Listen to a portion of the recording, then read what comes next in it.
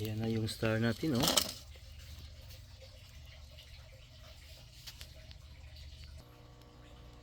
Ayan, oh. To be continued. Lagyan natin ng decoration sa ilaw.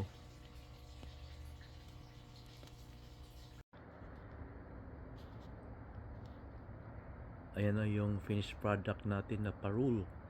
Star parul. Ayan, nalagyan ko ng ilaw.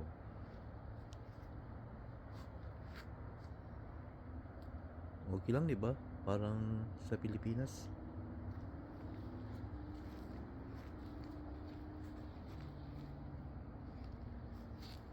Siguro maganda tingnan to sa malayo.